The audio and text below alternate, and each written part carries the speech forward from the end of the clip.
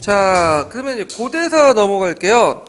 예, 고대사는 이제 정치 부분하고 이제 사회 경제 이렇게 문화 파트 이렇게 세 부분 나눠갈 텐데요. 자, 1번과 관련된 내용은 이제 기존 연립정권 관련된 내용이에요. 그래서 기존 연립정권 관련된 이제 사료가 가가 있고 나가 있는데, 자, 그 사료가와 이제 나의 이제 한문 해석은 이제 3편에 있고요. 그러면 이제 가를 보면 여기 보면 이제 중국 측 사서이거든요. 그 주서 북주서 사서인데 거기 보면 뭐뭐는 강한 자 약한 자가 서 싸워서 이긴 자가 빼서 스스로 침임하며 왕이 임명하지 못한다. 그 내용이 있거든요. 이거는 이제 그 A에 들어갈 것은 뭐냐면 대대도죠. 그래서 대도라는 것은 대신이라는 의미인데 그 대신 중에 제일 큰 대신을 대대도예요. 그래서 대대도에 이제 관련된 중국 측 사설을 보면 싸우다가 이긴 자가 그 왕한테 이제 노크를 하면 왕이 또 문을 열고 임명한다. 그 내용이 있어요.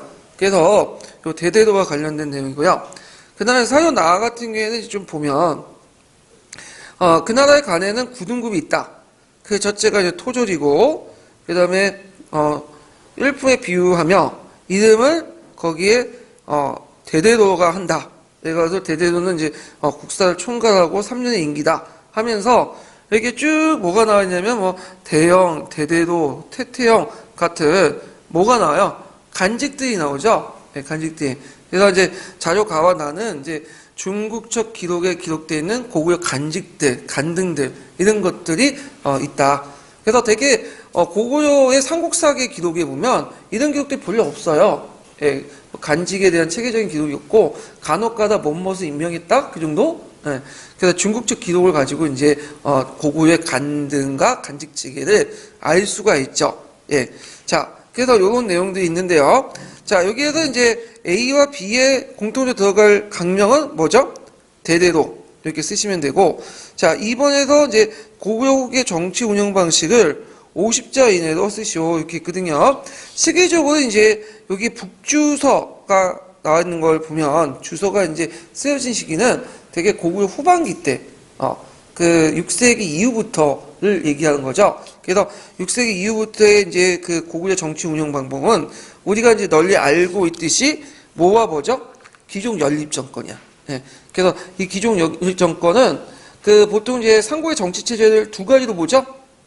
하나는 그 부채제론, 부채제론에 있고 갖고 이제 뭐냐면 중앙 집권화 같다라는 것도 있고, 그다음 두 번째 관점은 기족 연합 체제를 거쳐 갖고 전제 왕권을 이렇게 인식하는 기족 연합 체제 관점이 있어요. 근데 이제 공통점은 6세기 때 후반에 들어와서 그 당시 이제 고구려가 대내적 위기를 맞게 되면서 뭐가 형성된 거죠? 기존 연립 정권이 형성된다는 거는 두 가지 관점이 공통적이에요. 그래서 대외적으로는 남쪽에는 누가 쳐들어와요? 나제 연합군이 이제 공격해서 고구려 한강 유역을 점령하고요. 북쪽은 뭐가 되죠? 돌골, 유연, 북제 세력들이 들어오게 되죠. 그래서 대내적으로는 일본서기에 나와 있는데 양원왕의 직위를 둘러싸고 귀족과 내분이 일어나. 그래서 일본서기 백제보기에 보면 그 양원왕의 아버지가 누구냐? 안원왕이 있어요. 그 안원왕이 이제 3명의 부인을 뒀거든요. 그래서 대명 그 부인이 됐는데 정부인에서 아들이 없으니까 그 밑에 후처인 그 둘째 부인, 중부인과 그 셋째 부인, 소부인이 각각 아들이 있었어. 이걸 추군, 그 다음에 세군 이렇게 이제 해요. 그래서 추군과 세군이 싸웠어. 그래서 그 과정에서 몇 명이 죽었냐면 2,000명 정도 죽었다 그래요. 그래갖고 결국에는 누가 됐냐면 두 번째 그 중부인의 외가였던 추군 세력들이 승리해서 결국엔 추군의 지겠는데 이 사람이 누구냐? 양원왕이야. 양원왕. 그래서 요때 이제 계기였고 이제 막 국내적 위기에 빠지니까 집권층들이 안 되겠다. 그래갖고 이걸 분쟁을 수습하고 여러 그 세력들이 하나로 연립체제가 형성되는데 이게 기족 연립체제다. 이렇게 이해를 해주시면 되고요. 그래서 이제 그들 사이에 3년마다 대대도를 선임해서 왕이 뭐냐면 임명하지만 실제로 그들이 선임하는 거예요. 선임해서 운영하는 형태의 가두체제가 형성이 됐다. 이렇게 좀 기억을 해두시면 될 것 같아요. 그래서 이 영계소문의 집권도 일종의 귀족 연립체제의 한 일환이었다. 이렇게 이제 보시면 되겠죠. 자, 그래서 예전에 고구려 정치 운영 체제, 그래서 이제 귀족 연립 정권의 그 연립체제, 연립 정권의 그 뭐냐면 그 특징들과 그 다음에 그것이 성립된 국내적 배경 이런 것들이 시험에 나왔다. 그러면 이런 귀족 연립 체계가 연립 정권이 꼭 고구려만 있었느냐? 그건 아니에요. 시기는 달랐지만 그 고구려도 있었고 신라도 있었고 백제도 있었어요. 예, 백제도. 예. 그래서 이제 보면 그 신라 하대라고 제가 이제 적어놨는데 요걸 좀 약간 그 오해를 좀 하신 분이 있는데 신라 여기 하대도 있었지만 정확히 말하면 이제 정치학상으로 이제 신라 하대가 아니라 좀 곤쳐주세요. 그 3편 기출문제 분석해 보면 신라 하대도 돼 있죠? 그 고구려 후기 신라 하대인데 이건 이제 7세기 이렇게 보시면 신라 7세기 때 신라 곤치는 게 정확하죠? 예. 그래서 7세기 때 신라에 그때 그 귀족 연립 체제가 형성이 됐죠? 예, 이런 것들 좀 기억을 같이 해주시면 돼요. 예. 귀족 연립 체제입니다. 귀족 연립 정권이죠. 예, 귀족 연립 정권이 형성이 됐다. 자, 저 이렇게 보면 되고. 자, 그 다음에 이제 2번 문제 볼게요. 2번. 2번은 부채전원과 관데 부채전원에 관련돼서 제가 이제 강의 시간에 좀 얘기를 했지만 제가 그걸 도표로 만들어 놨어요. 여러분들 좀 보기 편하게요. 몇 페이지 PC하면요. 그 3편의 17페이지 잠깐 펴보세요. 자, 17페이지 보면 거기에 이제 그 기존 연합론하고 그 다음에 이제 부채제론 이렇게 이제 있고 보이시죠? 예. 기존 연합론과 부채제론 좀 관점이 이게 나오는데 기존 연합론은 이제 소곡이 그 들어올 때 이미 초기 때부터 왕이 귀족의 권한을 능가해. 그래갖고 이제 전제 왕권이 됐다. 그래서 모든 권력이 왕권에 직속이 됐다. 그런 내용이고요. 부채제도는 소국이 그 할 때 가독이 담긴 부채제도 형성되죠. 그래서 부는 부족장이 있는데 이 부족장이 그 밑에 있는 또 부내부를 통치하고 백성을 통해 누층적 지배 구조를 이루게 되고 그 다음에 이 부족장이 이제 중앙 집권하면서 귀족으로 되죠. 그렇지만 귀족이 된 후에 또 왕과 밀당을 하죠. 세력관계에서. 그래서 점점 왕권 강화가 된다. 이런 내용들이야. 그래서 이제 왕권 부채제는 해체되는 계기가 보면 철기 생산. 그 다음에 철기 생산에서 시족 운박 공동체가 붕괴되죠. 그래서 지방제도가 정비되고, 그 다음에 그러면서 이제 각국의 문화들이 핵이다 되고 군이다 돼. 무덤 형태로 동일화되기 시작하고, 그리고 관료제 정비. 그러면서 이제 종전의 부채존의 유충적 지배구조에서, 어떻게 돼요? 인원적 지배구조 바뀌게 되죠. 이런 식으로 점진적으로 뭐냐면 바뀐다. 중앙 집권화 체제가 바뀐다. 이렇게 보시면 되는데, 전제왕권은, 왕한테 권한이 집중된 거죠. 중앙 집권은. 중앙의 권한이 지방보다 강하다는 거야. 그래서 중앙 집권화돼도 한동안 부라는 것들이 존재를 해요. 그래갖고 왕권과 밀당을 하고 결국에는 시간이 지나면서 왕이 이 부를 왕합하면서 성장하게 되고 이때 부의 의미가 바뀌게 되죠. 초창기 부는 뭐예요? 정치적 집단을 의미해요. 정치적. 네. 그래서 이제 족제라고 하지만 이제 그 안에는 정치적 집단을 얘기하고 그 다음에 현암적으로 묶어 있는 게 아니에요. 같은 이해관계가 일종의 족당, 이 족당은 현현적인 게 아니라 정치적 이해관계를 묶어 있는 사람들이 하다가 나중에 뭘로 개편되죠? 행정적 의미로 개편되죠. 물론 이제 그 부의 의미가 그런 정치적 위치, 그러니까 족장에서 어떤 족당적 위치나 어떤 그 정치적 의미에서 행정적 의미로 바뀌게 된 것은 각 시기마다 달라. 제일 빠졌던 나라가 고구려고, 제일 늦었던 나라가 뭐죠? 신라예요, 신라. 신라는 이제 여러 가지 학설이 있지만 되게 5세기 때 눌지왕 때 이 부채제가 형성돼갖고 서로 밀당을 한 다음에 언제 저쪽 이제 그 신문학 넘어가면서 이제 중대로 넘어가면서 해체됐다. 이렇게 보고 있어요. 예. 자, 그래도 이제 이런 내용들 좀 기억을 해 두시면 돼요. 근데 이제 이 기종연합론이나, 부채제도는 공통적으로 뭐가 있다 중간에? 그 아까 얘기한 귀족 연립정권. 귀족 연립체제가, 귀족 연립정권. 이 공통적으로 깔려있죠? 부채제도나 귀족 연립, 그러니까 부채제도나 귀족 연합론은 공통 귀족 연립정권이 형성되고, 그것이 이제 되게 이제 아까 얘기한 그 정치 상황이다. 이렇게 좀 기억을 해 두시면 돼요. 예. 그래서 이런 것도 좀 기억을 해 두시면 되고. 자, 그러면 2번 문제 볼게요. 2번. 자, 2번 문제 보면, 부채제에서 주연제 진전되는 과정에서 정비된 토지 통치 구조를 잠못 설명한 거니까, 그러니까 이건 부채제의 그 해체 과정을 얘기하는 거죠. 부채제 해체 과정이 구특강에 좀 자세히 나왔는데, 첫 번째는 피해 정복 지역의 지방간을 파견했다. 맞죠? 그래서 예전에 소굴 중심화 간접 지배 체제에서 뭐냐면 직접 지방간을 파견해서 직접 통치 체제도 전환하게 되는데, 신라를 기준으로 하면 언제 때부터라고 볼 수 있어요? 지증왕 때.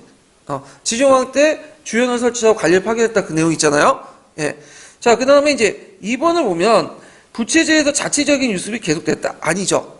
부채제가 이제 해체되면서 이제 문화가 어떻게 해요? 균등화돼.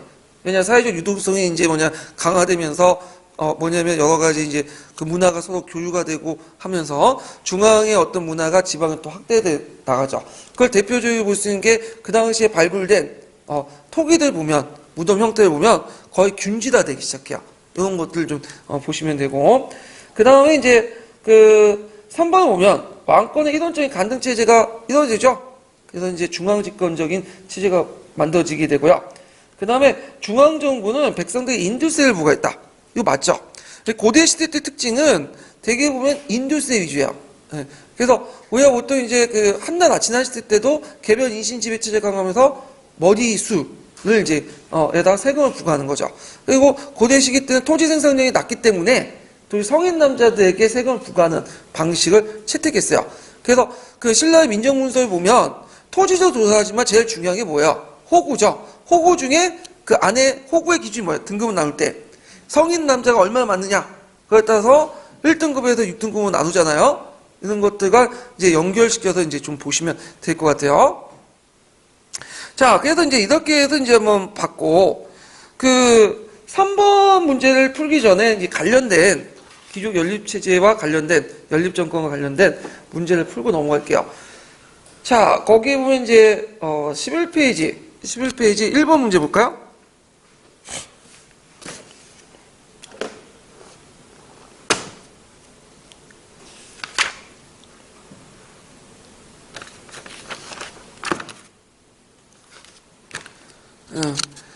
다음 다조의 사건 배경 이외에 형성된 고구려 정치체의 특징과 그 대외적인 그 사항을 각각 30자 이내로 쓰시오. 이렇게 있는데, 자, 여기 보면 이거는 일본서기에 있는데요. 백제봉기를 인용해갖고 썼던 것들인데, 아까 언급한 것처럼, 그 당시 이제 그 고구려왕, 안원왕이라는 왕이 있었죠. 그래갖고 이제 그 정부인의 아들이 없으니까 중부인, 그 다음에 소부인, 추궁계와 세궁계가 싸워서 이제 결국엔 추궁계가 이겼죠. 그 과정에서 많은 그 2,000명가량의 사람이 죽게 되는데, 그래서 그때 형성된 체제가 귀족 연립정권 체제죠. 그래갖고 특정 귀족 세력의 정권을 독점을 피하고 유적 귀족들의 권력을 분점하는 형태, 이렇게 이제 보시면 되고, 이때 대외적 상황은 어떤 상황일까요? 북쪽은 돌고이 침입하여 오죠. 그 다음에 남쪽은 백제와 신라가 한강유역을 진출하는 그런 대내적인 위기에 빠져 있었다. 이렇게 좀 기억을 해주시면 되고, 자, 그 다음에 이제 13페이지 3번 문제 볼까요?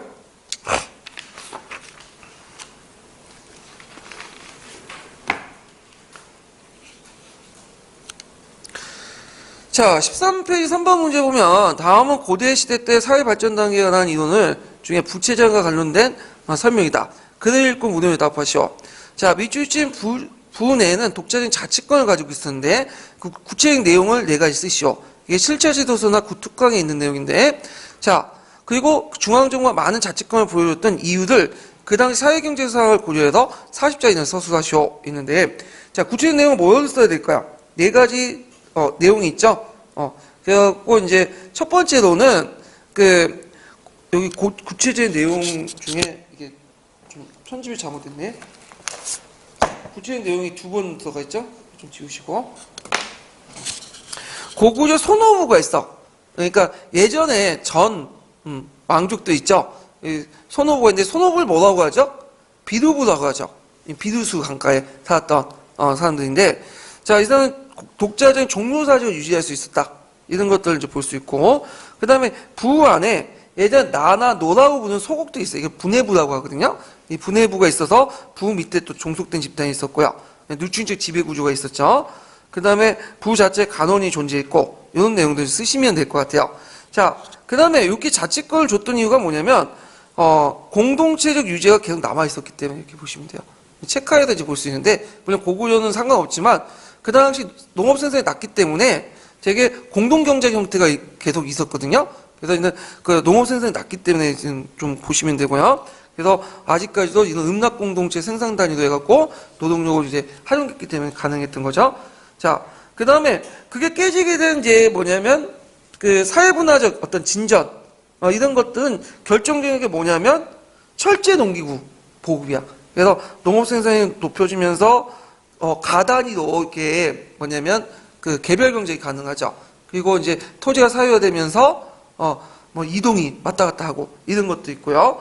그 다음에 이제 뭐 수리사업, 우경의 보급 이런 것도 있고, 뭐 여기는 안 나왔지만 정복전쟁, 그런 전쟁 이런 것도 이제 이런 종전의 음락공동체를 붕괴시켜서 결국에는 중앙집권을 강화시키는 요인이 되죠.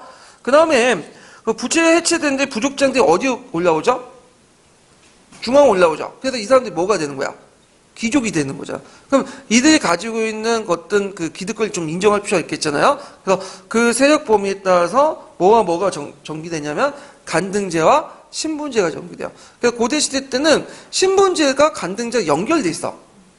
그래서 이걸 대표적으로 볼 수 있는 게 뭐냐면 그 골품제도죠. 그래서 이는 간등제와 신분제는 연맹왕국에서 중앙 집권화되면서 제도적으로 종전의 부족장의 그 권한을 그들의 세력권에 따라서 뭐냐면 제도 보장하기 위해서 만든 것이 뭐냐면 간등제와 신분제다. 이렇게 이제 기억을 해두시면 될 것 같아요. 그래서 이제 이런 것들 좀 기억을 해두시면 되고, 거기 13페이지에 그 3-3번 문제 보면 오타 있죠? 거기 특권을 보장해줬던 제도 장치죠. 자치가 아니라, 예. 그래서 좀 고쳐주세요. 예. 자, 그래서 이제 이렇게 해서 부채제도가 이제 그 기존 연립정권에 대해서 얘기했는데, 그 기존 연립정권 부채제도는 예전에 좀 언급이 좀 됐는데, 최근에 또 안 나오더라고요. 예. 그래서 나올 가능성이 좀 약간 떨어지는데 하여튼, 파악을 해주시고요. 그 다음에 이제 다음 문제 넘어가죠. 3번 문제 볼게요. 3번. 자, 3번 관련된 문제는 뭐냐면 강개토 대왕의 신묘일조 기사요. 예. 그래서 이제 강개토 대왕의 신묘일조 기사는 여러분 다 알 테니까 그냥 넘어갈게요. 이거 해석은. 그래서 이제 외가 신묘론에 바다를 건너서 백제와 신라를 굴복을 시켜서 신을 사왔다. 이게 이제 일본 측의 해석이죠. 일본의 그 신민사학자들이 이렇게 해석함으로써 그 일본의 남한경도 있죠. 그래서 이제 4세기, 6세기 때 신라가 신공항호가 이제 신라를 쳐가고 그 한반도 남부 지역을 한동안 임나일본부를 설치해가지고 뭐 통치했다. 라는 근거로서 이 강개토 대왕의 신묘일조 기사를 이렇게 언급하고 또 칠치도를 이제 다른 식으로 해석을 해갖고 자신의 어떤 근거를 삼죠. 자, 그러면 이제 그 강개토 대왕 비문에 이런 신묘일조 기사를 내용과 관련된 것은 그래서 이제 여기 보면 주몽의 건국 신화를 알 수 있다. 자, 강개토 대왕 비문은 크게 세 가지로 돼 있어요. 하나는 그 주몽의 건국 신화 있고, 두 번째는 강개토 대왕의 이제 뭐가 나와요? 정복 기사들. 그 다음에 강개토 대왕비, 그 강개토 능이죠. 태양능하고 추정되는 것을 이제 수모인 제도를 둬가지고 이런 관리를 어떻게 할 것이냐. 그런 내용을 이제 세 가지로 나누는데, 자, 여기에서 이제 첫 번째로는 건국 설화를 알 수 있는 거는 여기에서 알 수 있는 게 아니라 그 앞부분에서 알 수 있죠. 그래서 거기에 보면 추모왕이 있어. 추모왕이 누구의 아들로 돼 있어요? 하늘의 아들로 돼 있죠. 하늘의 아들로 있고, 그래서 하백의 딸이고, 하백의 딸이 어머니로 돼 있죠. 네. 그러면 여기에서 이제 볼 수 있는 게 그 밑에 건국 신화를 보면 뭐 하냐면 오늘날 알고 있는 우리가 삼국사기 때 그 동명성왕의 건국 신화를 일체요. 근데 약간 이 가도기적 성격을 갖고 있는 게 뭐냐면 동명성왕에는 많이 안 나와. 뭐가 나오죠? 추모왕이 나와요. 추모왕. 주몽을 한자도 발음을 좀 하면 추모가 될 수 있거든요. 네. 중모, 일본에서는 중모가 돼 있고, 그 다음에 또 이제 보면 그 삼국사기에 보면 그 하늘의 아들로 돼 있는 게 아니다. 뭐야? 하늘의 아들의 손자로 돼 있죠. 헤브로가 이 중간에 아버지로 돼 있잖아요. 헤모스. 기억나세요? 그러니까 하늘의 아버지가 있고 천자가 있고 천자의 아들이 누구예요? 헤브로, 헤모스가 있고 그 다음에 또 밑에가 주몽이잖아. 그러니까 주몽이 유아부인가 그 애가 짝짝꿍 내갖고 난 아이가 그 뭐냐면 고주몽이잖아요. 근데 여기에 헤브로가 안 보이고 국보에 너가 아들로 연결돼. 천자의 아들로 연결돼요. 그럼 여기에서 헤브로가 도중에 안 들어가 있죠. 그럼 나중에 이제 그 강개토대왕의 어느 시점에 헤브로가 들어오게 된 거야. 그 헤브로 헤모스는 누구의 시조예요?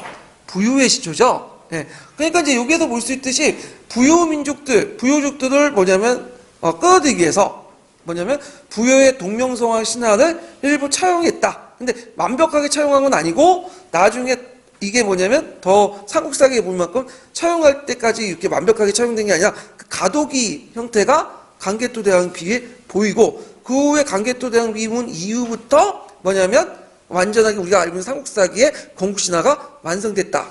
이렇게 알 수가 있죠. 그 이유는 아까쯤에 부요족을 끌어들이고 그 당시 고대 시대 때의 역사의식은 고구전선 계승의식이 아니죠. 어떤 계승의식이죠? 부요 계승의식이야. 그래서 부요의 어떤 그 계승의식을 내세워서 삼국 간의 경쟁에서 좀 역사적 정통성을 내세우기 위한 거다. 이렇게 이제 이해할 수가 있겠죠. 자, 그 다음에 요게 이제 백제와 신라의 동맹관계를 확인할 수 있다. 백제 신라의 동맹관계를 확인할 수 있어 없어요? 없죠. 요거는 이제 4세기 후반의 국제질서를 알 수 있는 거고 그 당시에는 강개토대왕비 때는 고구려와 신라가 동맹관계가 있었고 그냥 백제와 가야 외가 동맹관계가 있었죠. 나중에 이제 장수왕이 남지정책할 때 이제 내용이고요. 시기적으로 안 맞고요. 그 다음에 고구려가 한강 유역을 차지하고 평양으로 천도했으면 알 수 있다. 요거는 강개토대왕비 문에 물론 강개토대왕비에 세워질 땐 장수왕이기 때문에 그 시대적 상황은 맞지만 비문 자체에서 요 신묘일주 기사에서는 알 수가 없죠. 자, 그 다음에 이제 여기 일본 교과서 실련 임나일본부에 근거가 된다. 맞죠? 그래서 일본은 이 도회의 주체를 외로 봐가지고 뭐예요? 바다를 건너서 누구와 누구를 복속시켜요? 신라와 백제를 복속시켜서 자신의 신민을 만들었다. 이렇게 이제 있는데 물론 이건 일본 측 해석이고 실질적으로 뭐예요? 그 도회의 주체는 외가 아니라 고구려를 봐야 된다. 그래서 고구려가 바다를 건너가지고 그 뭐냐면 신민을 되는 게 신라 백제를 신민 삼았다. 이렇게 볼 수가 있겠죠. 자, 그래서 이제 이렇게 다른 정인보 같은 해석이 다른 사람의 해석이 있다. 좀 기억을 해두시면 되고요. 그래서 제가 이제 임나일본부에 관련된 내용들을 그 3편 19페이지에 정리해놨어요. 거기에 되게 자세히 정리해놨거든요. 그래서 이거 보고 이해를 해주시면 되는데 임나일본부에 방박해라? 그런 식의 문제는 안 나올 것 같아. 왜? 너무 많이 써야 돼. 예. 그래서 이런 것들은 그냥 임나일본부의 근거가 됐다. 그래서 임나일본부 근거가 되는 두 가지 그 유물유적을 대라하면 칠지도, 강개토대왕의 신묘일주 기사 이거 두 가지만 외워두시면 될 것 같아요. 자, 그 다음에 이제 4번 문제 볼게요. 4번.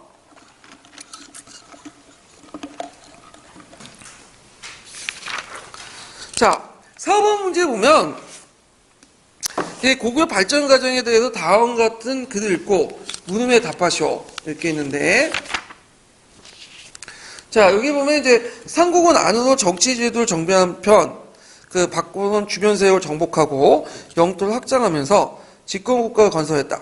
자, 강개토대왕 영토를 크게 넓혀서 고구려의 전성시대를 열었는데 그의 업적은 만주의 집안에 남아있는 강개토대왕 비문에 기록되어 있다. 이렇게 있는데 자, 4세기 말에서 5세기 초에 고구려 중심한 동아시아 정세의 중요한 특징을 기술해보고 이와 관련돼서 이 시기에 그 강개토대왕비에 나타난 고구려 주변에 대한 인식, 그러니까 세계관에 대해서 간단히 설명하시오 이렇게 했거든요.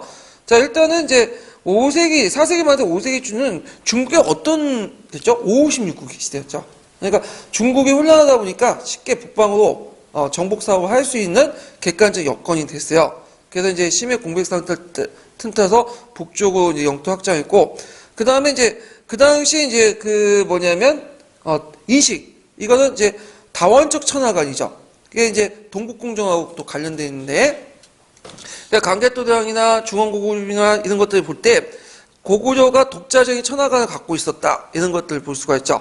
그 대표적인 게 이제 신라 백제를 강개토 대왕이 먹을 수도 있었어. 아심왕 결파했고, 그 다음에 또 신라 도와준다면 그냥 마음만 달려면 뭐예요? 신라 먹을 수도 있었죠. 근데 영토만 좀 뺏고 뭐예요?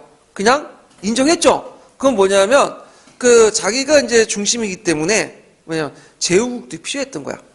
백제나 신라. 그래서 이제 백제와 신라가 조공책봉 맞고 자신이 이제 중앙으로서 어떤 중앙 국가로서 이제 뭐냐면 그 제후국도 필요했기 때문에 그런 거죠. 그래서 이런 것은 고구려 내도 독자적인 천하관을 갖고 있었는데 중국의 천하관은 좀 달라요. 중국의 천하관은 오직 자기만 유일한 천하관을 가지죠. 중심이죠. 그래서 어떤 배타적, 이론적 천하관인데 반해서 고구려 천하관은 뭐야? 중국의 천하관도 인정해. 근데 자기 나름대로 또 천하관도 있어. 그래서 자신이 중심이고 신라, 백제 그 민족들은 자기가 복속을 해야 돼요. 왜는 뭐겠어요? 왜는 자신의 천하관에 안 들어가. 그건 뭐냐면 그냥 들어오면 그러니까 쳐부셔서 물리칠 대상이야. 그래서 왜는 배제했다. 자, 그래서 고구려에 있는 천하관을 이제 다원적 천하관이라고 하거든요. 그래서 중국의 이론적 천하관과 다른 특징을 갖고 있고, 이것은 그 고구려가 그 중국의 지방 정권이 아니라, 수당 왕조의 지방 정권이 아니라 나는 독립국가였다라는 걸 보여주는 객관적 지표가 되는 거죠. 예. 근데 이제 더 나아가서 그러면 고구려만 그 천하관을 가지고 있었냐? 자기를 항상 중심으로 나머지를 다 주변받냐? 그게 아니라는 거죠. 이거는 신라도 그렇고 백제도 그렇고 심지어 우리가 우습게 알고 있는 일본도 그 당시 나름대로 뭘 가지고 있다? 천하관을 가지고 있어. 그래서 자신을 하고 나머지는 뭐가 오랑캐가 된 거야. 그래서 그 중국의 하해관 있죠. 그걸 그대로 받아들여요. 이게 이제 동아시아 교과서에 나와 있거든요. 예. 그래서 이제 중국식 또 조공책봉 관계도 받아들여. 예. 그래갖고 그냥 단순히 외교적 사절단을 자기를 뭐라고 기록해요? 일본석이나 백제에 관련된 신라 기록. 조공을 바쳐왔다. 이런 식으로 기록을 해. 실제 조공 바친 게 아니거든. 그냥 와서 문물 이제 사실 파견하면 당연히 뭘 가지고 오겠어요? 예물이나 선물 같은 거 갖고 오겠죠. 근데 이걸 뭘로 표현한 거야? 중국 왕조에 갖다 바친 것처럼 조공을 갖다 바쳤다. 이런 식의 이제 얘기를 하고 있는 거예요. 예. 그래서 이제 하여튼 이런 것들 좀 기억을 해주시고, 고구려의 다원적 천하관은 어디에도 영향을 미치죠? 고구려 계승한 고려에도 영향을 미치죠. 그래서 고려에도 고구려하고 똑같은 다원적 천하관을 가지고 있었다. 이런 것들 좀 보시면 돼요. 그 다음에 4-2번은 이제 그 4세기 말과 5세기 때 이제 고구려 신라, 고구려 백제 관계인데, 자, 요 당시에 이제 결정적인 계기가 됐던 게 313년에 낙랑군이 멸망돼 있죠. 그러면서 이제 한반도 내 국제 질서가 상당히 요동치게 돼. 그래서 낙랑군은 물론 이제 우리가 입장 볼 때는 신민 정권이었죠. 그래서 중국의 정권이고 중국 왕조인데, 중국의 이제 뭐냐면 그 잔재인데, 그 낙랑이 그래도 문화적으로 큰 역할을 해요. 어떤 역할을 해요? 중국의 문화나 이런 것들을 수입해주는 통로 역할을 하죠. 그래서 이걸 바탕으로 한국이 중앙집권을 강화할 수 있는 계기가 된 거 아니에요? 자, 근데 낙랑이 갑자기 없어진 거야. 그러면서 이제 기존의 어떤 낙랑 중심의 어떤 그 한반도 질서가 재편이 돼요. 예전에는 중국 문화를 받아들이기 위해서는 일단 낙랑을 거쳐가지고 받아들였죠. 그 외에도 직접 야마토 정권도 낙랑의 사실파를 위해서 받아들였단 말이야. 이런 과정이죠. 자, 근데 이런 질서가 없어지면서 이제 이 낙랑의 역할을 누가 해주냐면 백제가 해주는 거야.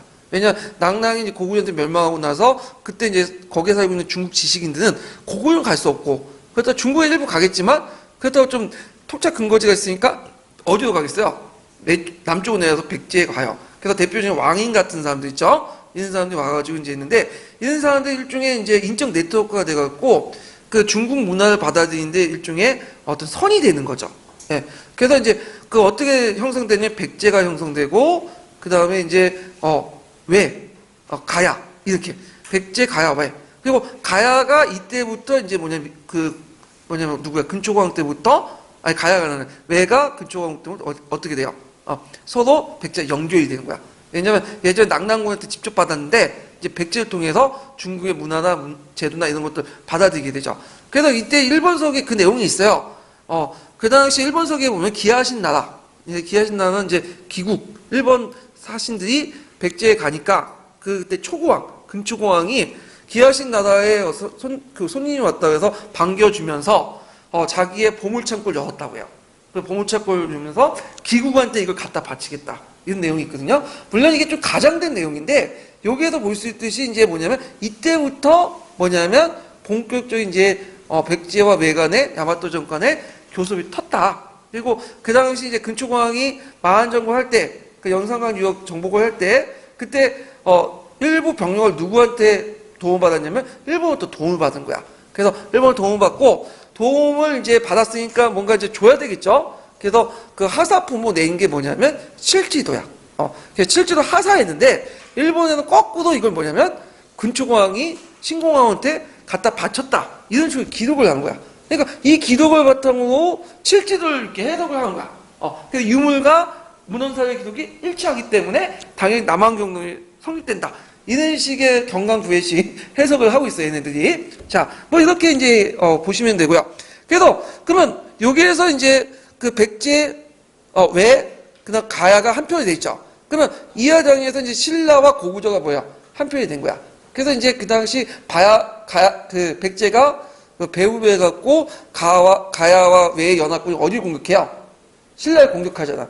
그러니까 신라가 이제 막 경주가 포위되고 하니까 사신을 보내갖고 강개토대왕한테 도와달라고 하죠. 그래서 이제 강개토대왕이 기병과 보병 이끌고 와서 외를 격파하고 외의 근거지였던 어디까지 공격한 거예요? 가야를 공격해서 완전히 금강가야가 숫대밭이 되잖아요. 그러면서 이때부터 이제 5세기 중후반 넘어가면 그 가야 패권이 누구 넘어가요? 대가요 넘어가죠. 이런 것들. 그러면 일본은 그 당시 일본이나 야마토 정권이 좀 명확하게 할 수는 없지만 일단 외라는 존재는 왜 거기에 도와줬을까요? 가야나 백제. 발달된 철기 문화나 아니면 또 뭐냐면 그 중국 문화를 받아들이게 한 거야. 그래서 그 대신에 군사를 용병을 파견한 거죠. 이렇게 이제 해석을 하시면 되겠죠. 그래서 그때 외의 주체에 대해서는 여러 가지 설이 있어. 강개토대왕이 나오는 외는. 왜냐면 아직까지는 야마토 정권이 그 일본 전역을 지배했던 정권은 아니었거든요. 그래서 이런 것들 좀 기억을 해두시면 돼요. 그래서 야마토 정권이 백제 근초공항과 뭐냐면 교섭한 건 맞아. 왜냐면 일본 서기에는 그렇게 기록이 있는데 강개토 대왕비 외에는 이건 명확하지가 않아요. 일본 서기에 나와 있지도 않고. 그래서 이제 이런 것들 이제 연결시켜서 보시면 되고요. 자, 그 다음에 위에 그 예문 중에 미주신 그 부분의 해석을 둘러싸고 많은 논쟁이 있던 이유를 말해보시오. 이렇게 했는데 그 예문 중에 잠깐만요. 제가 이걸 이거 안 쳐놨네. 네. 거기 강개토 대왕비 이렇게 줄 쳐놓으세요. 네, 그래야지 맞거든요.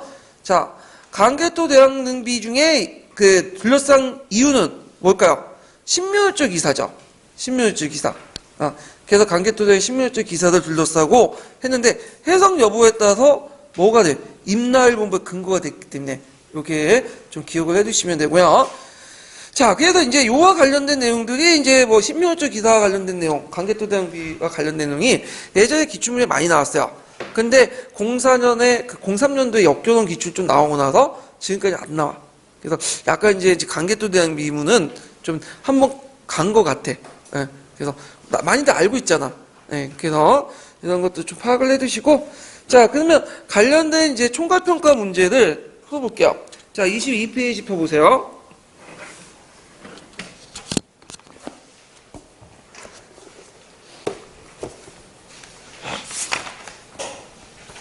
자, 22페이지 24번 문제 볼까요?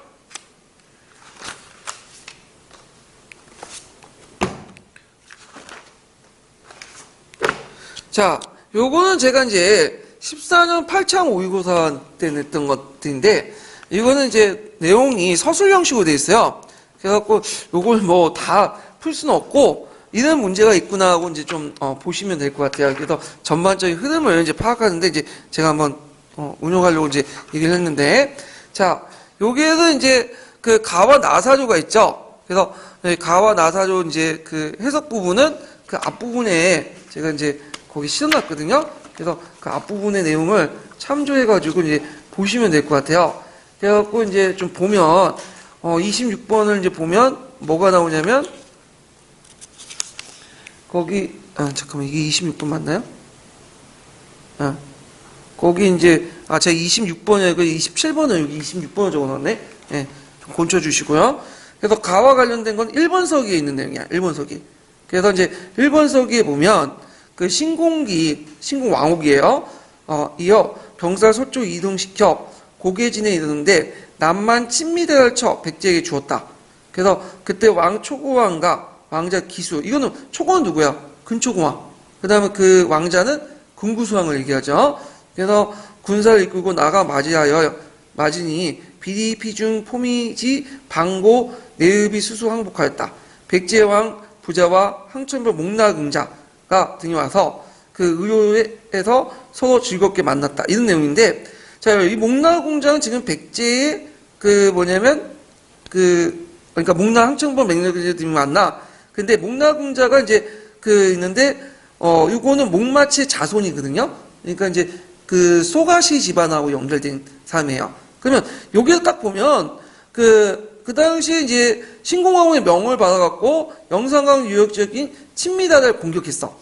그래갖고 그 땅을 일본 신공왕후가 줬다는 거죠. 근데 이거를 그대로 믿어도 안 되겠죠. 네. 거기 왜 그대로 믿어도 안 되냐면 일단 여기 남만 친미다가 결정적이에요. 남만은 누구 입장에서 온 거야? 보통 이제 사이간에 하면 남쪽의 오남길 남만이라고 하지. 북쪽은 그 친미다 영산강 지역이 남만이 될 수가 없죠. 위치상 뭐라고 표현해? 북적 친미다라고 표현했는데 지금 남만 친미다가 이건 누구의 주체가? 주체는 근초고왕이라고 거기에 이제 일본이 용병을 제공해서 칠지를 받는 거야. 그렇게 해석을 해야겠죠. 그래서 종전에 그 백제 사료들을 인용할 때 이걸 주체를 바꿔가지고 써놓은 거죠. 왜곡을 한 거야. 그거는 자 그래서 이제 이걸 근거해서 이제 교과서에서는 그 영산강 유역 지역이 요 당시에 누구한테 넘어갔다? 백제로 넘어갔다. 그러면 왜 영산강 유역 지역이 왜 백제로 이렇게 넘어갔냐? 그 당시 금성교과서에 있는 내용인데 그 당시 백제가 그 당시 이제 그 중국의 문물을 수입해 왔잖아요. 그러면 가야와 외여들과 교류를 하기 위해서는 어느 지역을 확보해야 돼요? 영산강 남쪽 지역을 확보해야 되잖아. 그래야지 그걸 기항지로 해가지고 가야와 외로 갈 수 있는 수원한 해도를 확보할 수 있죠. 해상교통의 요충지로 이제 했다는 걸 보시면 돼요. 근데 이때 지역이 영산강 유역 지역이 완전히 확보했냐? 그것도 아니야. 왜냐면 유물 유적에 보면 영산강 유적 지역이 계속 독자적인 그 무덤 형태가 뭐야? 동무덤, 온강문 형태가 그대로 남아있거든요. 그게 이제 교체되고 완전히 그 백제식 군식 돌방구도 바뀐 게 몇 세기 때면 6세기 초반이에요. 그래서 이때는 그냥 거점만 몇 개 점령을 했다. 이렇게 이제 학자들은 보고 있어요. 자, 그래서 있고 그 다음에 나와 관련된 것은 칠지도죠. 네. 그래서 이 칠지도가 내용과 관련된 내용이고, 자 그러면 그 신민사관의 임나일본부사에는 이제 고대시대 때 한반도 남쪽을 일본이 지배했다고 하는데 임나일본부를 뒷받침하는 A와 B에는 그와 관련된 사료다. 그래서 이제 신민사학자들은 가와 나 사료를 어떻게 연결시켜서 역사 사실을 왜곡시키는지 이식하고, 요거는 제가 이제 설명을 했죠. 요거 이제 쓰시면 되고, 그 다음에 이제 여기 보면 가와 나에 대한 신민사학자 역사적 인식 600자 이내로 방박해 보시오. 그래서 이제 신민사학자들이 주장한 거에 대해서 이제 자료 B를 가지고 이제 이렇게 얘기를 해야 되는데, 자, 이 백총강 전투죠. 백총강 전투. 예. 그래갖고 이제 일본 서기에 있는 백총강 전투인데, 자, 그 당시 친미다라, 그러니까 신공왕후에 관련된 내용이 왜 형성됐냐? 신공왕후가 신라를 치고, 뭐 백제 금초왕을 시켜갖고 친미다를 치고, 이런 내용들은 후대에 조작됐다고 보고 있어요. 왜냐하면 그 대표적인 게 거기에 자료 B에서 볼 수 있듯이 그 당시 이제 그 백제가 멸망하고 나서 그 나당연합군이 이제 백제를 공격하니까 부흥군 세력들 공격하니까 얘네들이 이제 백제에서 신라에서 도와주러 갔죠. 그래서 이제 덴지초왕 아시죠? 네, 그때 이제 왕자였던 데인데 덴지초왕이 주도를 했는데 그때 덴지초왕은 자기 어머니였던 사이메이 초왕을 이렇게 내세웠거든요. 얼굴마담으로. 그때 이제 사이메이 초왕은 여자잖아. 그러니까 이제 그 밑에 있는 일본 군사들이 신뢰가 없는 거야. 믿음이 안 가. 그래서 이제 요때 만든 거지. 예전에 신공왕후라는 여자 여건이 있었는데 그 사람이 전쟁을 주도를 해가지고 백제와 신라를 굴복시킨 역사가 있다. 그래서 일종의 이제 그 로랑의 노래처럼 역사를 왜곡시켜갖고 만들어가지고 사이메이가 주도하는 실제 덴지가 주도하지만 사이메이가 주도한 그는 그 백제 구흥을 도와주는 그것을 정상화시키고 나름대로 사기들 북돋아주기 위해서 만든 신화다. 이런 내용을 제가 이제 적어 놓은 거예요. 예. 그래서 요거는 뭐 시험 문제는 안 나오겠지만 일단은 요런 맥락에서 좀 파악을 해두시면 될 것 같고요. 자, 그러면 이제 다음 기출 문제 풀어볼게요. 자, 5번 볼게요. 5번. 자, 중원 고구려 비문을 볼게요. 중원 고구려 비문. 자, 이 중원 고구려 비문은 남한 내에 있는 유일한 고구려 비문이에요. 그래서 5세기 때 그 장수왕의 남하 정책을 보여줄 수 있는 비문인데, 혹자에 따라 이게 장수왕 때가 아니라 문자왕 때 만들어졌다. 여기 또 보고 있어요. 예, 학자마다 좀 자는데, 자, 그래도 이제 이때 이제 장수왕 초창기 때는 뭐냐면 사이가 좋았죠. 신라가 복속돼 있다가 나중에 눌지왕 때 이제 뭐냐면 신라하고 이제 고구려 관계가 멀어지잖아요. 그래서 초기 때, 그러니까 강개통과 장수왕 초기 때 신라와 고구려의 관계를 잘 보여주고 있는데, 여기에서 신라를 뭐라고 하냐면 신라 동이 매금이라고 해요. 네. 그러니까 여기에서 이미 고구려 천하관이 보이죠. 왜냐면 자신이 중심이고 뭐요? 저쪽은 주변이기 때문에 동쪽에 오랑캐 동이라고 하잖아. 이게 또 강개토대인 비에 나오죠. 이때 매금은 그 학자마다 위기는 하지만 최근에는 이 매금이라는 말을 그 예전에는 마리까는 비칭 이렇게 생각했지만 그 울진 봉평비에 매금이라는 말이 나와가지고 비칭보다는 주로 이제 마리까나 왕의 중간에 가도기 용어 이렇게 이제 보시면 되는데, 자, 하여튼 그때 이제 그 자신을 강개토 대왕을 대왕, 조왕 이렇게 이제 불렸던 방면에 신라를 내무왕이죠. 내무를 동의로 칭하고 신라왕에게 의복을 하사했다. 그 내용이 있어요. 이때 의복을 하사했다라는 말이 중요하죠. 보통 고대 시대 때는 의복이나 칼을 하사하면 그 하사한 주체가 상국이 되는 거고, 뭐죠? 받는 주체는 뭐예요? 하국이 되는 거야. 그러니까 봉헌한 게 아니라 뭐죠? 내린 거죠. 그렇기 때문에 칠지도 같은 경우에도 백제가 그 뭐냐면 일본한테 봉헌한 게 아니라 백제의 왕도 아니죠. 그 밑에 한 단계 낮게 군구사항이 뭐예요? 태자인 군구수가 내려준 거지. 그러니까 이때 이제 백제는 일본을 뭘로 본 거야? 제후 본 거야. 자신의 제후로 이렇게 이제 보는데, 자, 하여튼 그 신라 건국의 그 중원 고구려 그 내용이 있는데 그 내용을 좀 볼게요. 자, 1번을 보면 가야는 백제와 신라의 분할 정령이다. 이거는 이제 여기에서 볼 수 없죠. 6세기 때 이제 내용이고, 그래서 여기는 이제 그 가야가 백제와 신라에게 분할 정령된 것은 그 6세기 때 내용이에요. 그래서 좀 시기가 안 맞고요. 그 다음에 이제 2번은 그 백제는 신라와 결혼 동맹을 맺어 결속을 강화했다.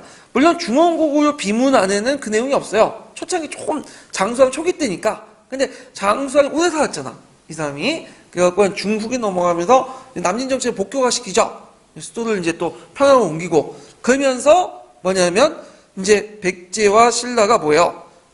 나제 동맹을 맺고, 그 나제 동맹을 강화시키고자 또 뭐냐 결혼 동맹을 맺죠. 그래서 이제 우리가 알고 있는 동송왕 때 하고 그 뭐냐면 신라 이제 그 백제 동송왕하고 그 다음에 누구야? 소지왕, 신라의 소지왕과 결혼 동맹을 맺고, 예전에 한번 결혼 동맹 관련돼서 기출문제 나왔죠. 11년도에. 자, 그 다음에 그래서 같은 세기죠. 6세기 때 내용이니까 이제 보시면 되고요. 6세기가 아니라 5세기 때 내용이죠. 5세기 때 내용이니까 같은 시기죠. 그 다음에 3번을 보면 고구려는 숙신을 정복하고 그 연해주까지 세력을 확대했다. 요거는 고구려 숙신은 지금 어디일까 이건?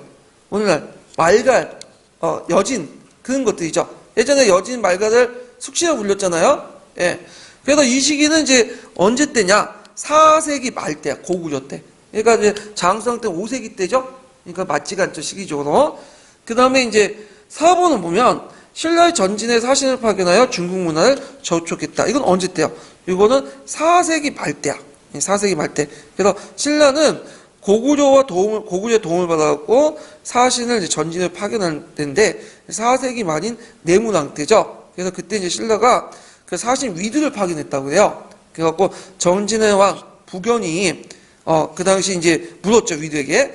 그대의 말은, 그대의 말에 해동의 형편이 옛날과 같지 않다고 하니 무엇을 말함인가? 했더니 이에 답하기를 그 위두가 이는 마치 중국의 시대변화과 같습니다.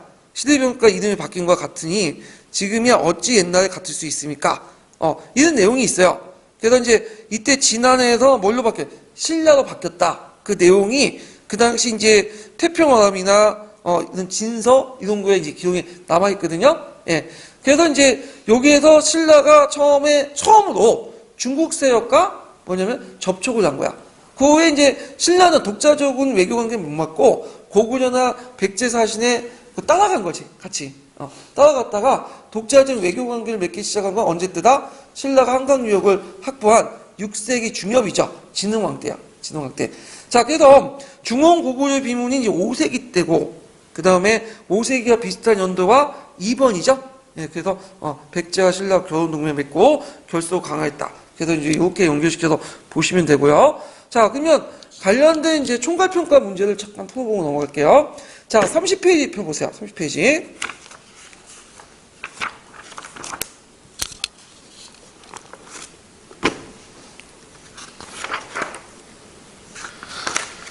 아, 30페이지 몇 번 문제 보냐면 33번 문제.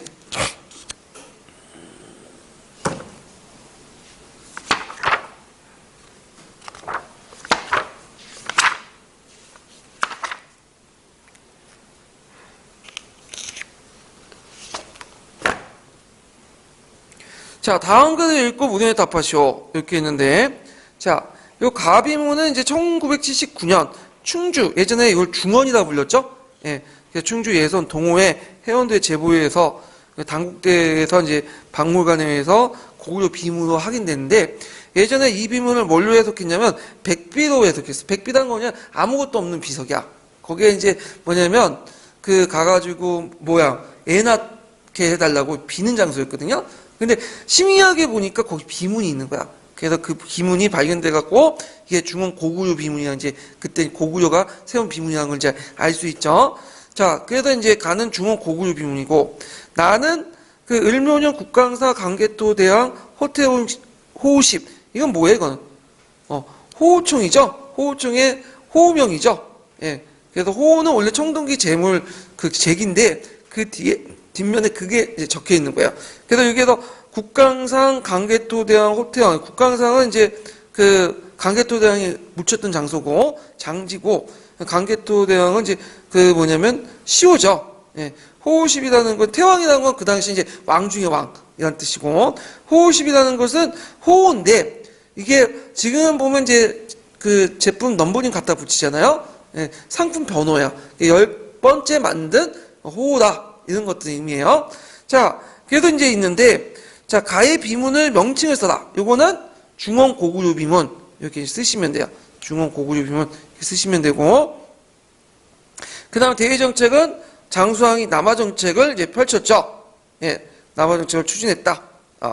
그래서 이제 이렇게 있는데, 요거는 이 비문을 알 수 있는 게 아니라 좀 문제 잘못 만드는데, 그 당시가 아니라 그 후에 고구려 대정책 이렇게 쓰시면 되겠대. 그러니까 6세기 때, 그 세기 때, 그 부근에 그 전후로 그 후에 고구려 대정책 이렇게 쓰시면 되겠죠?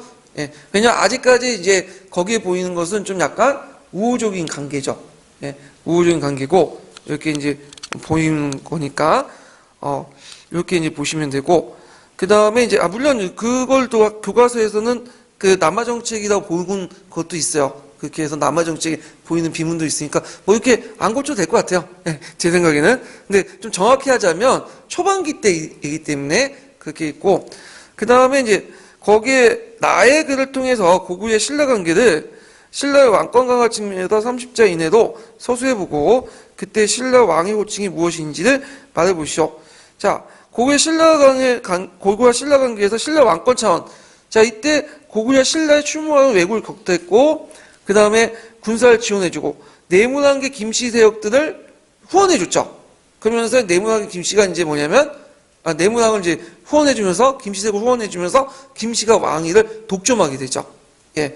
그리고 늘지왕 때 가서는 완전히 부자상으로 넘어가잖아요. 예, 이런 것들 좀 쓰시면 돼요. 그래서 그 당시에 이제 고구려가 와가지고 신라의 그 뭐냐면 전반적인 신라에게 선진적인 시스템을 깔아줬다 이렇게 보시면 돼요.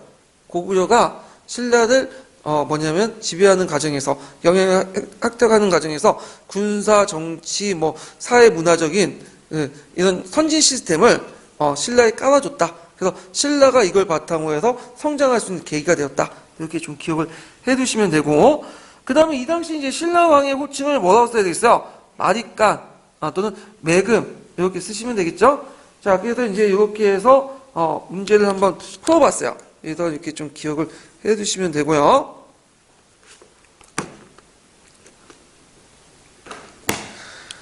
자, 그래서 이제 이런 내용들 좀 기억을 해두시면 되고, 그 다음에 뒤에 이제 보면 다시 이제 문제 풀어보면요.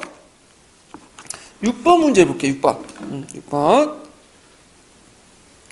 자, 다음 지도를 보고 물음에 답하시오. 가지역에 관계가 없는 것은 이렇게 이제 있는데, 자, 여기에서 이제 가지역은 이게 두 문제가 세 문제 있는데, 제가 이제 요거 고대사와 관련된 부분만 떼가지고 이게 발췌해서 편집을 했거든요. 뒷부분은 아마 고려시대에 있을 거예요, 아마 그게. 자, 문제 풀어보면요. 자, 6번을 보면 다음 지도를 보고 물음에 답하시오 있는데, 가지역은 어딜까요, 일단? 요동의 요소예요. 일단, 예, 요동이죠? 요동. 요소는 요와 서쪽이니까. 예, 이거 요동이죠? 요동과 관련된 지역이야. 자, 여기 보면 이제 그 고구려는 후연을 격파하고 이 지역을 확보했다. 어느 때일까요? 강개토 대왕이죠. 후연은 이제 전현의 후신 국가죠. 예, 그래서 이제 강개토 대왕 때 이 지역을 확보를 했다. 이렇게 이제 보시면 되겠죠. 그래갖고 그 전현은 이제 별로 사이가 안 좋았어. 그 전현 모용시가 살았잖아요, 선비 중에. 그래갖고 그 고구를 공격해갖고 그 당시 미청왕을 또 무덤까지 파헤쳐가지고 가져갔잖아. 그래갖고 사이가 안 좋았는데 그때 중간에 전진이 있다가 전진은 좀 사이가 좋았죠. 고구려하고 그때 이제 불교도 받아들이고 그 사신도 왔다 갔다 하고 그러다 전진이 또 비수대첩으로 이게 분열되잖아. 그래갖고 다시 모용시 집안의 그 사람이 만든 게 후연이에요. 그래서 이제 후연이 전현을 계승했기 때문에 고구려 사이가 안 좋고 그때 강개토 대왕이 이제 정복 사업을 통해서 요동 지역을 완전히 확보를 했다. 이렇게 좀 기억을 해두시면 되겠죠. 자, 2번을 보면 백제가 진출해서 고대 해상세력을 구축했다. 요거는 이제 뭐가 관련되냐면 요소와 상동반도 진출서가 관련된 거죠. 백제가 이제 요소와 상동반도에 진출했다. 아마 이제 시계적으로 정확히 안 나왔지만 근초공항 전후일 거다 이렇게 보고 있어요. 그래갖고 그 관련된 내용이 어디 나왔냐면 그 남조인 송서와 양서에 보여. 그래서 이제 송나라와 관련된 책봉구나 이런 데서 또 보이고 근데 문제는 우리나라 사서나 그 다음에 일본 사서 그 다음에 북조 사서는 안 보여. 그래서 과연 그 요소 상동 진출을 진짜 진출했냐? 요소 상동 지역에 진출했으면 뭔가 유물 유적이 나와야 되는데 전혀 백제계통의 유물 유적이 안 나오거든요. 예. 그리고 중국 지리서에도 그런 내용이 없어. 진평군 진평을 설치했다는데 그 지리서에 그런 내용도 없어. 그래서 이거에 가서 지금 이제 여러 가지 설이 많다. 좀 기억을 해두시고 제가 이 부분에 대해서는 이제 그 강의 시간 때 언급을 했어요. 예. 자, 그 다음에 3번을 보면 그 고려말 조선 초기 때 실제 수복 대상 지역이죠. 요동이요. 그래갖고 이제 고려 공민왕 때 그 당시 그 지역을 장악하기 위해서 이제 동령부를 공격했죠. 동령부 공격 아시죠? 동령부는 원래 어디 있었던데요? 평양에 있었다가 나중에 이제 그 동령부가 그 지역 평안도 일대 지역이 반환이 되잖아요. 그래서 동령부를 어디로 옮기냐면 요양 지역 옮겨. 그래서 이 요양 지역에 이제 고려 유민들이 되게 많았거든요. 또 그 당시 원나라에 의해서 잡혀간 사람도 많고. 그래서 그 유민들 뭐냐면 통치하기 위해서 거기에 뭘 두죠? 요양 지역에 심양을 두잖아요. 근데 이 심양과 심양 세력들이 심양파 세력들이 되게 부원 세력들이야. 그래서 이제 나중에 입성 척득도 하고 막 여러 가지 문제 생기죠. 그래서 이제 공민왕 때 고려의 유민을 수습하고 그 다음에 부원파의 근거지였던 이 요양을 쳐야 되겠다 해가지고 두 차례에 걸쳐 요동 원정을 해요. 그래서 이제 1차 때는 채영과 인당, 2차 때는 이성계가 지용수 이렇게 하고 요양과 신양을 점령하는데 문제는 여기를 통치했으면 되는데 그냥 점령만 하고 그 유민들만 데리고 내려가죠. 그래서 이제 그때 이제 용비호천가 그게 나오죠. 이성계가 그 지역을 우리 땅이라 선포하고 그냥 내려와. 왜 그랬겠어요? 거기를 공격해서 정복은 할 수 있었는데 거기 일시 정복할 수 있는데 거기를 장기적으로 통치할 수 있는 영역이 안 됐던 거야. 그걸 통치하려면 막대한 또 군사력이 필요하고 경제적 뒷받침해야 되는데 안 됐죠. 거기에다가 또 이제 나중에 채영이 천령이 설치 문제 때문에 열받아갖고 또 뭐냐면 요동 공격하잖아요. 그러다가 이성계가 반대를 위화도 내고 했고 결국에 고동왕조가 뒤엎게 되죠. 예, 이런 내용들. 그래서 이제 이런 내용도 이제 좀 기억을 해주시면 되고.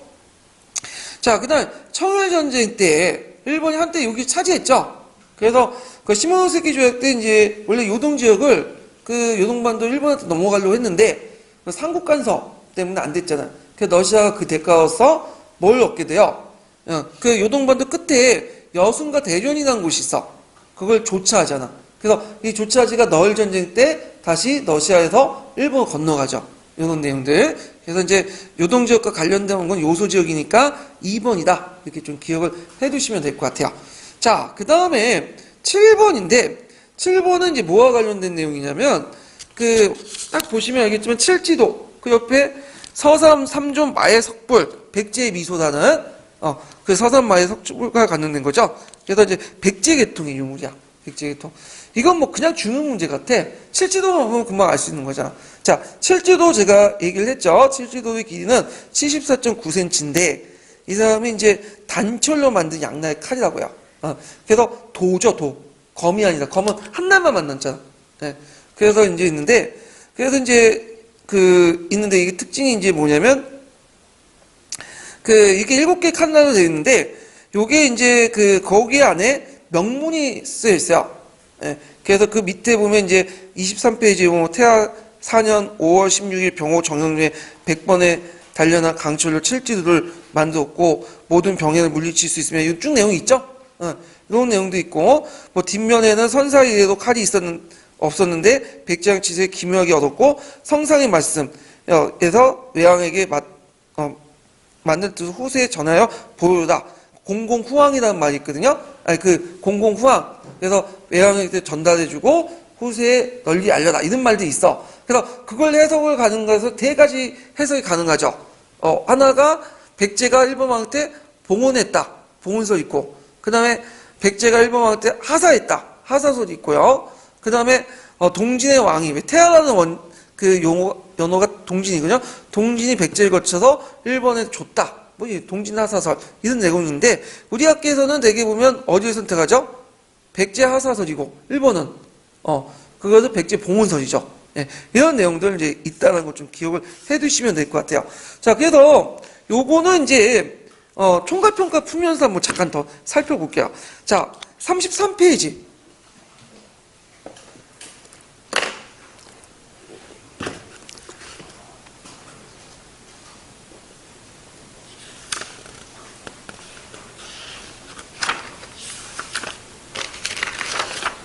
하, 33페이지 40번 문제 볼까요? 40번. 자, 칠지도 문제, 해석 문제를 어떻게 할 것이냐 이렇게 있는데 자, 일단은 이제 좀 보면요.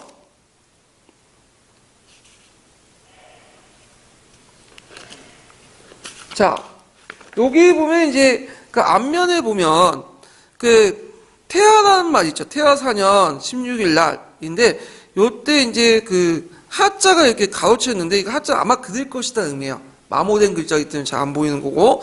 그래서 병호 정량에 조백렬처 해갖고 100번을 두들겨서 만들었다는 거야. 예, 이 말은 뭐냐면 거품 지배를 통해서 대량 생산하는 칼이 아니라 하나하나 다듬어서 100번을 두들겨서 만든. 얼마나 강도가 높겠어. 예, 이게. 자, 그래서 이제 이것을 누구한테 하사했다는 거야. 여기에 공공 마땅히 후왕한테 하사했다. 이렇게 나오죠. 그럼 이 후항 아니 공공 외항이죠. 외항한테 했는데 외항은 공공이란 말이 중요해요. 공공이란 말은 주로 어떤 공짜는 아랫사람 윗사람이 아랫사람한테 하사할 때 공이라고 써요. 이걸 공. 일본에서도 그 일본 황씨 황제가 아랫사람한테 공을 줄 때는 그러니까 꽃이나 이런 걸 줄 때는 공하라고 하죠. 꽃을 뭐냐면 위에 사람이 줬다라고 하고 아랫사람이 윗사람한테 갖다 바칠 때는 헌하라고 해요. 이게 좀 달라요. 구별이 되는데. 자, 그래서 이제 이런 걸 볼 때는 상국이 하국한테 줬다. 이렇게 나오겠죠. 예. 그래서 이제 이렇게 해석할 수 있고, 그 다음에 이제, 뒷면에는 선사예로 예전부터, 없었던 칼이다. 이 도다. 그래서 백제, 세자, 이 중간에는 마모된 글자예요. 왕세자였던, 기생성읍이라고 하는데, 이 기생성읍은 이제 기계로운 성스러운 음이라는 게 좀 말이 안 되기 때문에 요거는 음을 뜻을 읽는 게 아니라 뭐죠? 이거는 이제 음차했다. 금구수왕을 음차해갖고 적어놓은 사람 인명이라고 보고 있어. 학자들은. 금구수왕이 외양할 때 하사였는데 이 외양은 그걸 받고 후대에 널리 알려라 이런 뜻이죠. 이건 뭘 해라. 이거 뭐야? 아랫사람한테 이렇게 명령하는 투죠. 명령체잖아. 그러니까 이것은 이제 뭐냐면, 아까 말한 것처럼, 상국의 하국한테 주는 형식이죠. 그것도 격이 안 맞기 때문에, 왕이 준 게 아니라, 그 밑에 단계였던 금구수왕. 그러니까 그 당시에는 태자였죠. 태자를 통해서 줬다. 그래서 이제 왜 줬냐? 어떻게 해석했죠, 아자? 그 당시 이제 신라 백제가 영산강 유역을 이제 공격할 때, 일본이 뭘 대줬어요? 예? 일본이. 그 당시 군사력을 대줬죠. 고맙다는 의미에서 하사품이었다. 이렇게 보시면 돼요. 그래서 백제 초창기 때는 관계가 누가 갑이고 이랬냐면 백제가 갑이었고 그들은 일본이었어. 그래서 백제가 갑질을 한 거고 나중에 되면 약간 색이 변해요. 왜냐면 이제 백제가 6세기 때 들어가면 한강유역을 회복하려고 하잖아요. 예. 그런 것은 일본의 군사력이 필요했던 거야. 그래서 일본서기에 보거나 삼국사기에 보면 일본 청왕한테 계속 성왕이 편지를 보내. 언제 군대를 파견할 것이냐. 군대를 올 것이냐. 그래서 막 요청하는 내용이 있거든요. 그래서 일본 왕이 좀 약간 띄엄띄엄해. 주겠다 안 주고. 그러니까 이제 일본의 이제 백제 성왕이 지가 아쉬우잖아. 아쉬운 사람이 먼저 찾아가는 거죠. 그러니까 이제 와가지고 뭐 여러 가지 역박사니 마박사니 여러 기술자 학문 학자를 막 보내요. 불상도 보내고. 그러면서 우리가 문화적인 어떤 교를 주고 혜택을 줄 테니까 빨리 와서 우리 좀 도와달라. 그래서 결국에는 일본에서 군사를 파견하죠. 그래서 6세기 때는 백제가 오히려 의리고 일본이 갑이야. 그래서 일본이 갑질하는 그런 모습들 보이는데, 근데 이해관계가 이제 이렇게 오랫동안 있다 보면 어느새 그렇잖아. 이해관계 계속 부닥치고 또 살피고 살면 어떻게 돼요? 또 친해지게 되는 거죠. 그러다 보니까 이제 왕실 간의 교류도 있고 결혼도 하고 그러다 보니까 이제 피가 서로 섞이고 그런 이제 와중에 백제가 멸망되게 되니까 일본 왕실에서는 당연히 백제의 멸망을 좋아하겠어요? 싫어하겠어? 싫어할 수밖에 없는 거죠. 그러다 보니까 이제 백제의 부흥군도 파견하고 그런 관계가 된 거죠. 예. 자, 그래서 이제 이런 내용도 이제 좀 기억을 해두시면 되고요. 칠지도 관련된 문제도 시험 문제 나올 가능성이 많아요. 이 부분도. 그래서 한번 정리를 해주시고. 자, 그 다음에 이제 8번 문제를 보는데, 이 8번 문제가 진짜 제가 딱 기출문제 분석을 한 10년 넘게 했는데, 제일 어려운 문제야, 이게. 요거는 국편위에도 안 나와. 국편위를 더 능가하는 4배 더 상당히 최고 단계 문제거든요. 요거 제가 이제 분석을 할 때, 어디에서 분석을 했냐면, 이도학 교수가 있어요. 백제사 전공하신 분. 그분, 쓴 백제 역사라는 책이 있거든요. 거기에 찾아가지고 하나하나 분석했고, 거기도 안 나온 것도 있어. 그래서 이제 그 부분은 KBS 역사 프로그램 중에 역사를 찾아서라는 라디오 프로그램이 있어요. 그래서 그 프로그램에서 찾아가지고 분석을 한 거예요. 그래서 아마 이게 되게 이제 힘든 문제야, 이것이. 그래서 상당히 난이도가 있는 문제다. 이렇게 보는데, 요 부분은 개성학과 관련된 부분은 좀 쉬었다가 할게요.